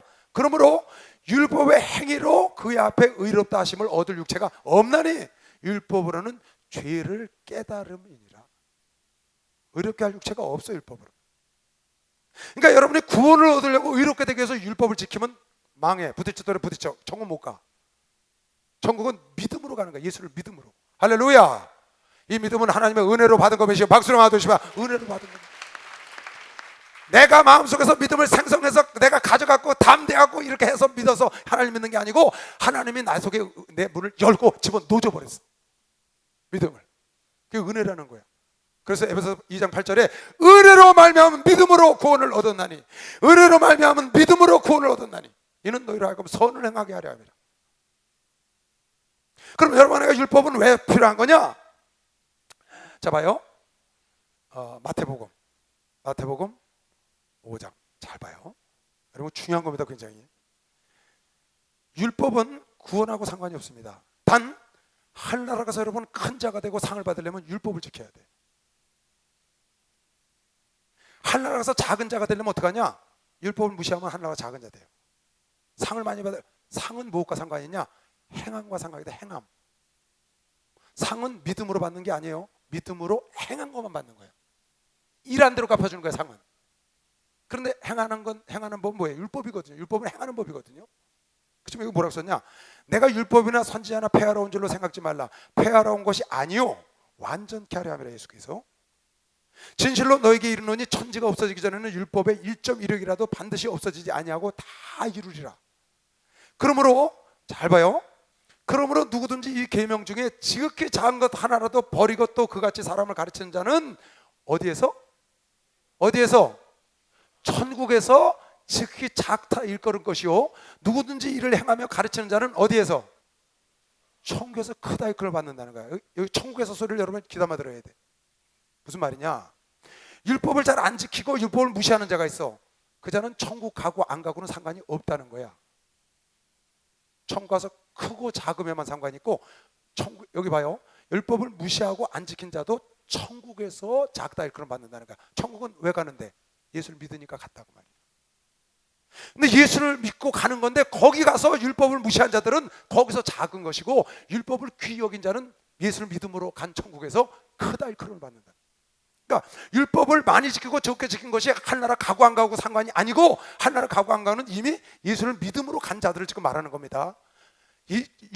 예수를 믿음으로 구원의 확신이 있는 자가 율법을 무시하면 천국 가서 작다 일컬음을 받을 것이요 율법을 존귀 여기고 지키면 천국에서 큰 자가 된다는 거야. 다시 말하면 율법을 지킨 자는 상이 많고 율법을 지키는 상이 적다는 거야. 이해 갔나요? 율법을 지키면 천국 가고 지키지 않으면 지옥 가다, 그거 아닙니다. 이미 예수를 믿음으로 구원을 받은 자가 율법을 무시하고 율법을 지키지 않는 자는 하늘나라 가서 작고, 율법을 지키고 귀히 여긴 자는 하늘나라에서 크다 일컬음 받는 거야. 그래서 신명기 28장에 누구든지 내 말을 듣고 이 말에 순종하면 민족에 뛰어난 자가 되고, 들어가도 복 나가도 복. 이 땅에서 복 받으려면 하나님의 율법에 순종하면 되는 겁니다. 박수를 하세요. 여러분 잘 봐요. 율법을 여러분 잘 보세요. 613가지 율법이 있답니다. 구약에 613가지 율법이 있대요. 난 안 쉬어봤는데. 그러면 율법이라는 걸 여러분 잘 보세요. 율법은 전부 다 하나님을, 십계명부터 보면 하나님을 잘 섬기고 인간들 관계가 좋은 걸 말하는 겁니다. 그러면 세상에서 하나님 잘 섬기고 인간관계 좋으면 복 받을까요? 안 받을까요? 세상에서도 복 받아요. 그러니까 당연히 그렇게 되는 겁니다. 여러분 율법을 무시하지 말고, 이건 신령한 법이에요. 거룩한 법이에요. 잘 숙지하고 여러분 늘 보세요. 지금 율법은 어떻다고요? 사람을 기쁘게 해. 사람을 영혼을 소생케 하고 지혜롭게 하고 눈을 밝게 하고. 할렐루야. 지키기만 해도 상 주는 법이시오. 빨리 박수하면서 지키기만 해도 상 주는. 20장 2절 보세요. 20장 2절, 20장 4절인가요? 네, 4절. 이거 우리 총회장 목사님께서 얼마 전에 설교하신 거기 때문에 여러분 기억하실 겁니다. 내 마음의 소원대로 허락하시고 내 모든 도모를 이루시기를 원하노라. 하나님께서 여러분의 마음의 소원대로 허락하시고 여러분과 나의 모든 도모를 이루기를, 여러분의 마음속에 소원한 거 있죠. 여러분의 마음속에 가진 생각, 소원하는 것 하나님이 이루어 주시기를 원하신 분이라고 믿으시죠? 그래요. 하나님이 여러분의 소원을 갖고 꿈을 가지면 그걸 이루어 주시기를, 여기 그랬잖아요. 내 마음의 소원대로 허락하시고 내 모든 도모를 이루시기를 원한다. 21장 2절에도 그 말씀이 나와요. 21장 2절 보세요. 21장 2절. 그 마음의 소원을 주셨으며, 왜 하나님이 여러분의 마음의 소원을 이루어주기를 원하냐? 하나님이 그 마음의 소원을 주셨다는 겁니다. 그 마음의 소원을 주셨으며 그 입술의 구함을 거절치 아니하셨나이다. 여러분의 마음의 소원이 생기는 것은 하나님께서 그 마음을 주셨기도 했고, 또 여러분의 마음속에 믿음으로 갖고 있는 소원도 하나님은 이루어지기를 원하신다는 거죠. 37편 4절. 4절. 자 봐요. 이 말씀 갖고 목사님 설교하셨어요. 얼마 전에. 또 여호와를 기뻐하라. 저가 네 마음의 소원을 이루어 주시리라. 하나님을 기뻐하시기 바랍니다. 하나님은 기뻐하시죠?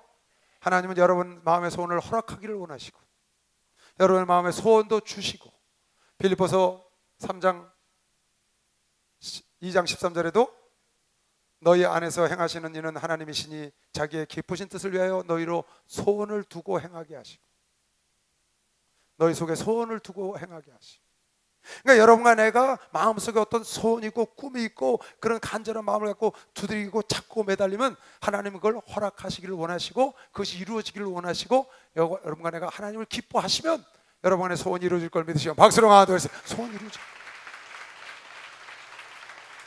아멘. 그러니까 세계 교구를 소원을 갖고 하니까 하나님을 기쁘시게 하니까 하나님은 그걸 이루어 주는 겁니다. 그러니까 목사님께서 뭐라고 여러분에게 계속 제시하거든. 뭐서 그러세요? 꿈을 크게 가져야 한다. 멋진 생각을 해야 멋진 인생이 오는 거야. 멋진 생각을 해야 멋진 말을 하지. 꿈을 크게 가져야 돼. 내 입을 크게 열어. 나는 너를 애굽 땅에서 구원하는 여호와야. 계속 말씀하시잖아요. 호랑이를 그려야 고양이라도 그리지. 근데 소원을 하나님이 허락하시기를 원하신다. 하나님은 여러분과 잘 되기를 원하셔. 할렐루야. 그래서 예수가 오신 걸 믿으시면 빨리 박수 하세요. 그래서 예수가 오신 거예요. 근본 하나님 마음이 여러분의 속에 소원도 주시고 소원한 거 이루어지기를 원하시고 하나님을 기쁘시게 하면 그걸 이루셔서 영광을 받으시고 아까 그랬잖아요. 하나님은 땅에 있는 성도를 존귀 여기시고 그리고 모든 기쁨이 되신다. 여러분과 내가 그 뒤에 내가 안 읽었지만 여러분과 내가 사는 삶에 줄로 재어진 구역이 있다는 거야. 너에게 줄로 재어진 달란트가 있어. 너에게 줄로 재어진 지역이 있어. 달란트가 있어. 그대로 하나님이 기뻐하고 즐거워하는 성도들에게 이루어주신다는 거죠. 6절에 그 말씀 읽었는데 안 읽고 그냥 넘어갔거든요.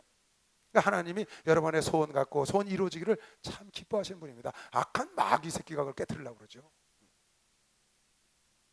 22장.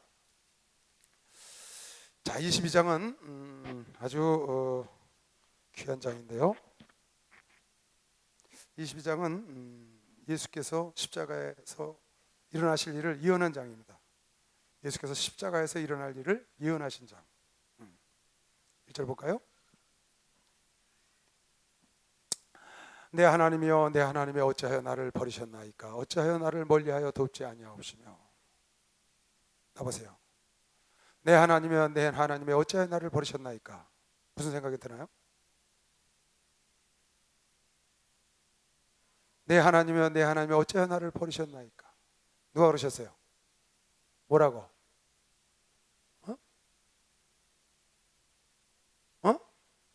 그거 말해봐. 괜찮아.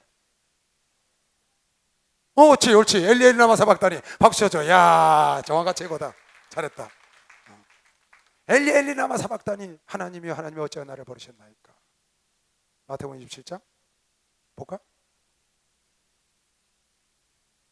제90쯤에 예수께서 크게 소리질러 가라사대 엘리 나마 사박다니 하시니 이는 나의 하나님 곧 나의 하나님 나의 하나님 어찌하여 나를 버리셨나이까 하는 뜻이라. 나를 버리시기까지 저들을 이렇게 사랑하십니까? 나를 버리시기까지 저들을 저렇게 사랑하십니까? 엘리 나마 사박다니. 내 하나님이 어찌 나를 버리셨나이까. 어찌 나를 멀리하여 돕지 아니하옵시며. 내 신음하는 소리를 듣지 아니하시나이까. 내 하나님이여 내가 낮에도 부르짖고 밤에도 잠잠치 아니하오나 응답지 아니하시나이다. 이스라엘의 찬송 중에 거하시는 주여 주는 거룩하시니이다. 우리 열조가 주께 의뢰하였고 의뢰하였으므로 저희를 건지셨나이다. 저희가 주께 부르짖어 구원을 얻고 주께 의뢰하여 수치를 당치 아니하였나이다.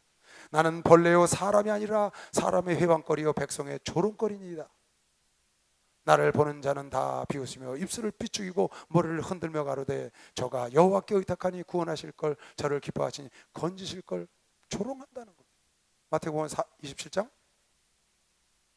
38절 보세요. 이때 예수와 함께 강도들이 십자가에 못 박히니 하나님 우편에 하나는 좌편에 있더라.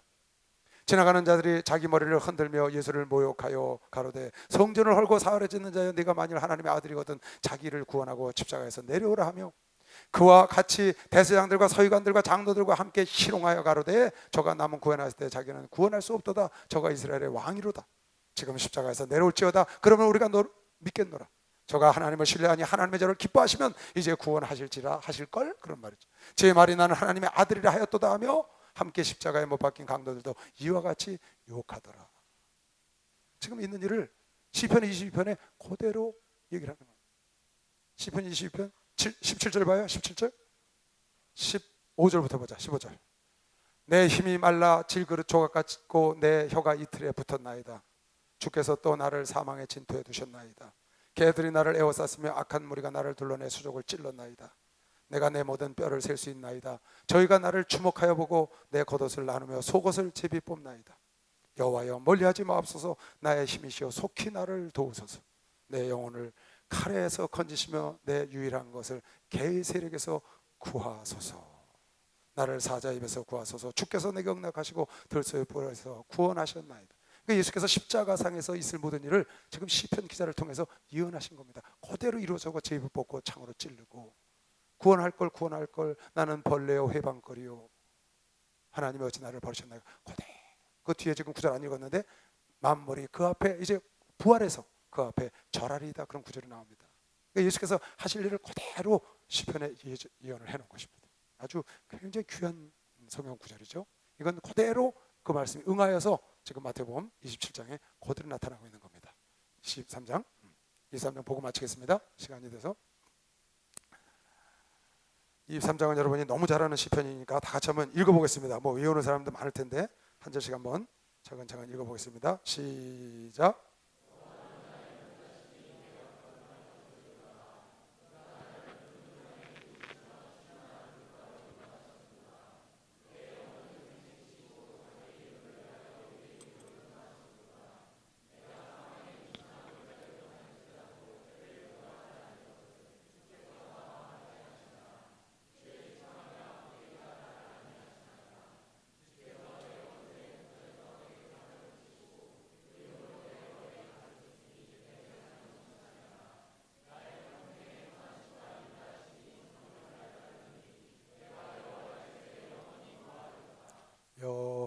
여호와는 나의 목자시니 내게 부족함이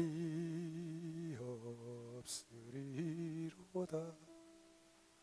할렐루야. 참 좋은, 너무너무 좋은, 성경이 많이 회자되고 인용되는 성경 구절은 좋은 구절이기 때문에 그런 겁니다.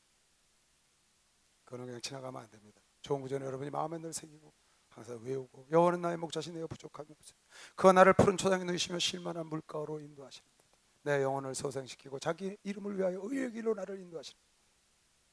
그러니까 여러분이 이건 다윗이 고난 중에 불렀던 시거든요. 고난 중에 주님을 찬양하는 겁니다. 철저하게 하나님을 신뢰하는 거죠. 아주 철저하게 하나님을 신뢰하는 거예요. 이 시편 23편의 핵심은 3절에 있는 겁니다. 3절. 내 영혼을 소생시키시고 자기 이름을 위하여 의의 길로 인도하셨다는 겁니다. 내 영혼을 소생시켰다는 거예요. 누가? 하나님께서 내 영혼을 내가 소생되기를 원했던 것이 아니고 하나님께서 내 영혼을 소생시키셨어요. 당신이 나를 낳았다고 말이에요. 당신이 나를 먼저 사랑했어. 그래서 당신의 이름을 위하여 나를 의의 길로 인도했고, 당신의 이름을 위하여 사망의 음침한 골짜기 갈 때도 나와 동행해 주셨고, 자기 이름을 위하여 나의 잔을 넘치게 부어주셨고, 자기 이름을 위하여 지팡이와 막대기로 나를 안위하셨고, 자기 이름을 위하여 선하심과 인자하심으로 영영이 여러분 나와 동행한 것이시오. 박수로 나와주시면 자기 이름을 위하여. 지금 다윗이 이렇게 당당하게 외칠 수 있었던 것은 당신 나를 낳았고 당신의 이름, 당신의 명예를 위하여 당신 나를 의의 길로 인도하고 당신 나를 사망의 음침한 골짜기에서 동행했다는 겁니다. 나를 영원한 당신의 품에 안기도록 당신 나를 하는 것은 당신 나를 낳았기 때문에 당신 나를 소생시켰다는 거예요.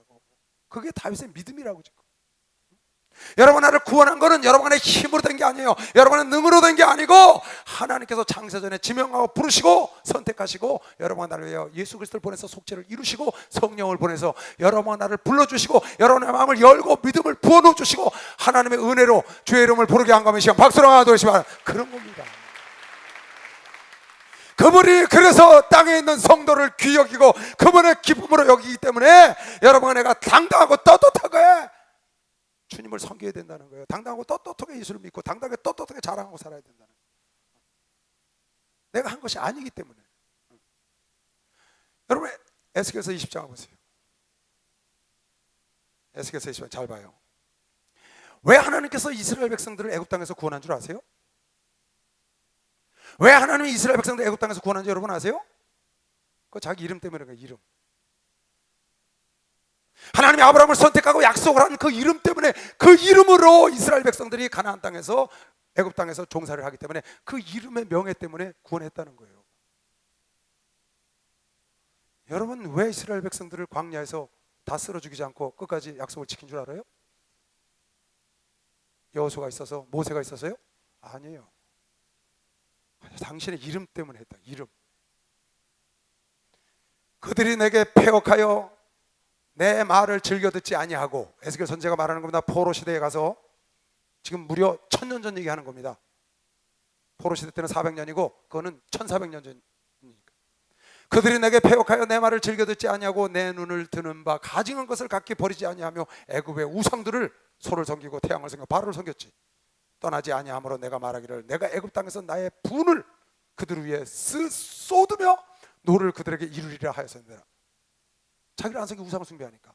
그러나 내가 그들의 거하는 이방인의 목전에서 그들에게 나타나서 그들을 애굽 땅에서 인도하여 내었었나니 이는 내 이름을 위함이라. 내 이름을 그 이방인의 목전에서 더럽히지 않으려 하여 행하였습니다. 참 무서운 말이죠. 놀라운 축복 아니에요 이거? 여러분 이걸 믿음으로 가져야 합니다.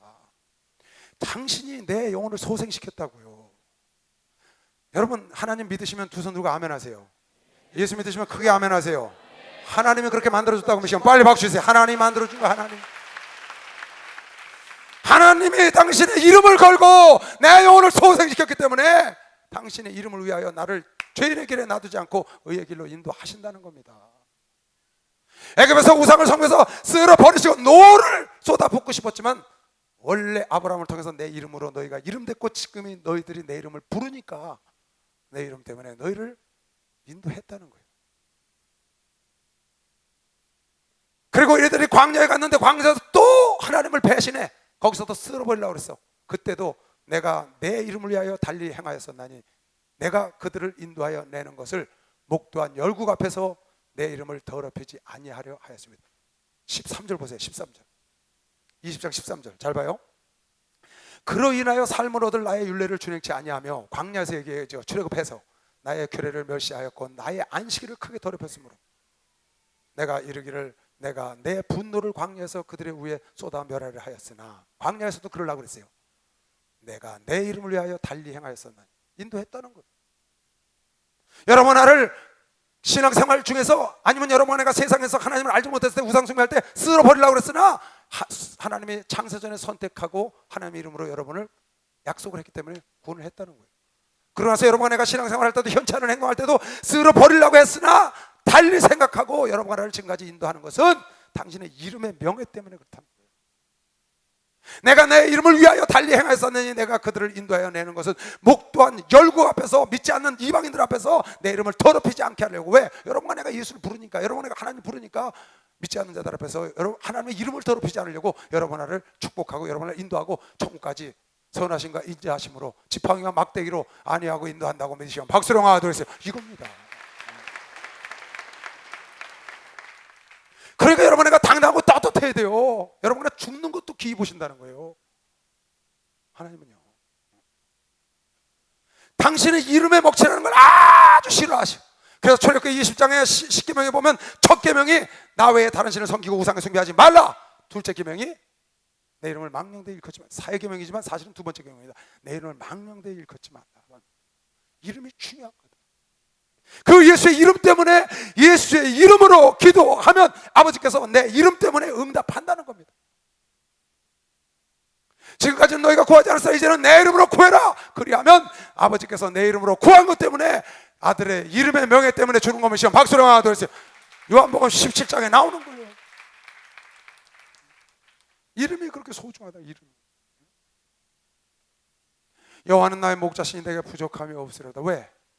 혹 내가 사망의 음침한 골짜기를 다니거나 혹 내가 죄악의 음침한 골짜기에 있을지라도 나를 소생시키신 그 하나님이 당신의 이름을 위하여 나를 그곳에서 건져내시고 나와 함께 동행을 하시고 막대기로 때리시고 지팡이로 인도하시고 선하심과 인자하심으로 천사로 나를 천국까지 인도하실 걸 내가 믿는다는 거예요. 아멘. 이걸 여러분이 믿어야 돼요. 그래야 강한 신앙 고백이 나오고 신앙 생활이 힘이 있는 겁니다. 이름이 존귀한, 여러분 이름도 존귀 여기시기 바랍니다. 여러분 이름도 존귀 여기시기 바랍니다. 이시대 목사, 그러면 여러분 머릿속에서 팍팍 돌아갑니다. 어떤 것이 이시대 목사라는 사람이 돌아가요. 그래서 이시대 목사가 여러분 머릿속에 존귀하게 있는지 천박하게 있는지 현찮게 있는지 존경스럽게 있는지는 그건 내가 여러분에게 만든 겁니다. 하나님은 그 이름을 존귀하게 여김을 받게 하기 위해서 싸우신다는 거예요. 이름 때문에. 할렐루야. 하나님이 여러분과 나의 영원한 목자가 되심은 여러분과 나의 영혼을 소생시키시고 당신의 아들 예수를 보내시고 성령을 보내서 아들 삼았기 때문에 버릴 수 없는 걸 메시고 박수영하듯 이름 때문에. 이름 때문에 응답하는 걸 메시길 주님으로 축원합니다. 이름 때문에 사랑하는 걸 메시길 주님으로 축원합니다. 이름 때문에 천국까지 동행할 걸 메시고 빨리 박수영하듯 그걸 깨달아야 합니다.